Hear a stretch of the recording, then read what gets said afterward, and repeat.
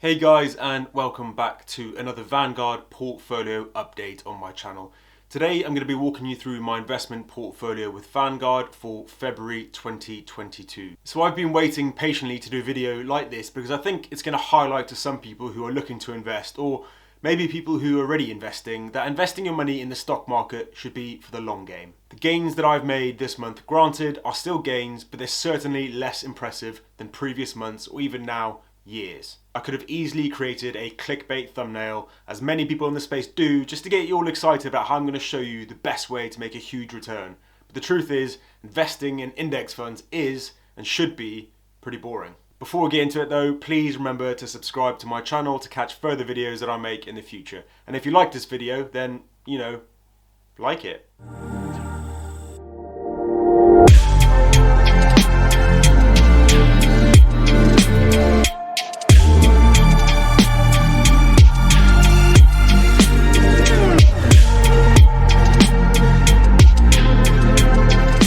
Please remember guys that nothing in this video is financial advice and is simply me just showing you how I do things and the results that I'm currently seeing. It is intended to educate you and give you something to consider when it comes to your investment journey, because we're all different. If you do though need financial advice, please speak to a trained financial professional. If, on the other hand, you want somebody in your corner to give you practical help with your finances and mindset around money, I now offer a Money MOT, which is my money coaching service that includes my budget tracker, a 90-minute video consultation, a bespoke plan just for you, and a week of WhatsApp communication with me where I can help you along the way. The truth is, I like understanding people's financial struggles and finding ways to make you live a better life by improving the area that causes so much stress for many people: personal finance. If you're interested, head over to frugalspender.co.uk and contact me. This series of videos seems to be rather popular, which I'm pretty glad to see, and the reason I think that they are is because people want to see transparency and the truth to this type of content. The world of investing and finance is usually just smoke and mirrors to try to get money out of you. So I think seeing behind the curtain at portfolios like mine, and there's plenty of other people doing the same thing on YouTube, I think it's good to see the truth and the reality of what investing actually looks like. And if that's the case for you, or if there's another reason, let me know in the comments section below. Okay, so to recap my last Vanguard update from January, this is how we looked. The total invested in the portfolio was £12,192.66, which consisted of £6,779.92 in my SIP and £5,412.74 in my ISA. The best performing being my SIP, which saw growth of 27.10%. Right, so now let's compare that to this month's portfolio. Okay, so here we are on the Vanguard website on my phone. As you can see, my portfolio value is currently sitting at £12,120.95. So instantly you can see there the ISA is quite underwhelming in comparison to my previous updates that I've done. It's normally been in the 20 up to and beyond the 30% mark. So initially when you go on there and you see, God, I'm not doing too well, we'll dive into it in a second and you'll see why. But initially that's what strikes me when I log into it, probably twice a month. That's what catches my attention straight away.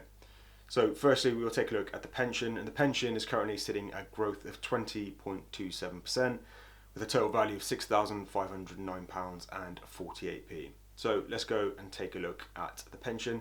There's not too much of a difference. In fact, there's actually no difference whatsoever compared to last month that I've put in personally my money. And the reason for that is, you may already know, I've recently set up a limited company with my partner, whereby we have 3 businesses that we run together, all under one limited company.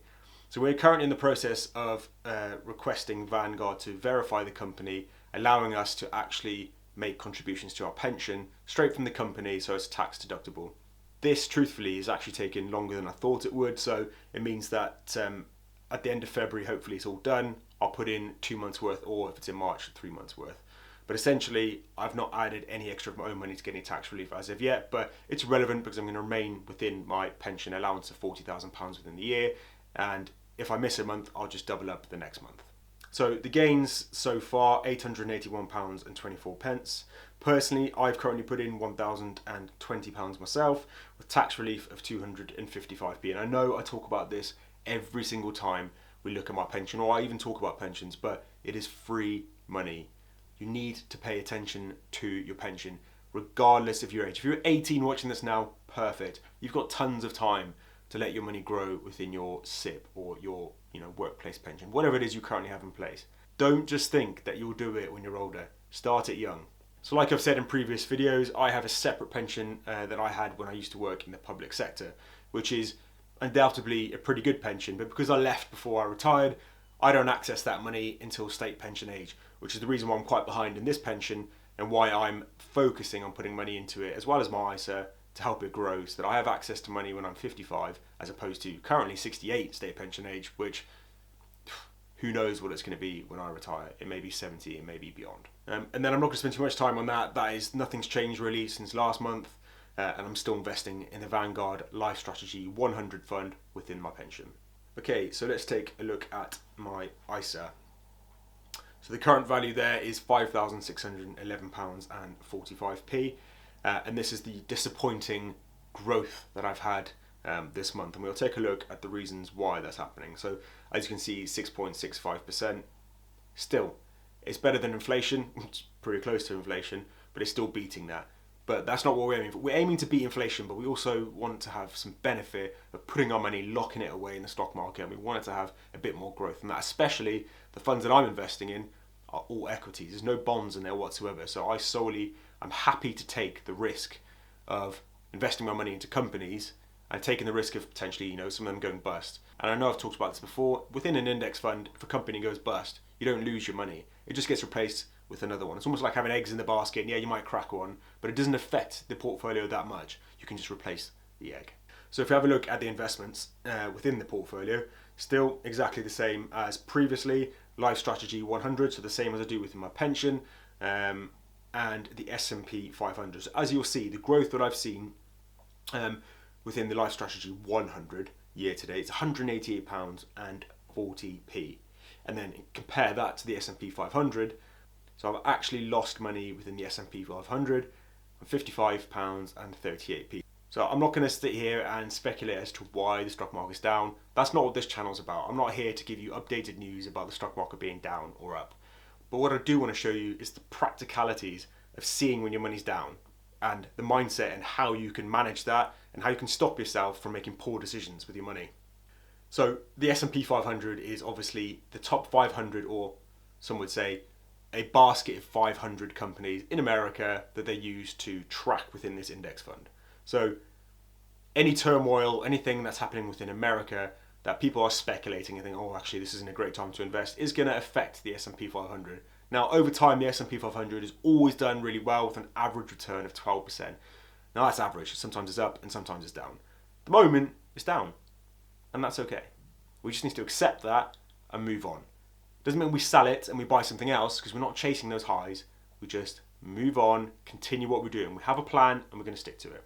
That's what I'm doing. And there you go. All you need to do is take a broader look at the portfolio so far within my ISA. Over time, starting with £87.93, which is when I transferred my money box stocks and shares ISA that I originally started with, just to help me get going, charged a ridiculously high fee for the small amount of money that I had within the ISA. But over time, I've increased what I put into the account, and as you can see there, it's a nice ladder upwards to where I'm at the moment. You can see there's a dip, and that's okay. If I'm panicking within that dip, I just need to take a broader look. Look at this view, look at this graph of, since, what was the date? 23rd of July 2020, and see I'm in a much better position financially with my investments in my ISA than I was back then. You've got to put things into perspective. Sitting in that dip and thinking, oh, I've lost money, is what causes people to make poor financial decisions when it comes to their investments and selling. So I would advise you, if you have investments and it's going down, take a step back and look at this graph. Or, if your graph, if you just started and it's just down, look at the investments that you're investing in, go back 5 years and take a look and see, is it going up, is it going down? I'm assuming it's going up, which is the reason why you've invested in it. And take a look at your investments from a sort of bird's eye approach as opposed to being stuck in the thick of it. So for the month of February 2022, my portfolio sits at £12,120.95, broken down into £6,509.49 on my SIP and £5,611.45 in my stocks and shares ISA. my pension seeing growth of 20.27%, and my ISA a measly 6.65%.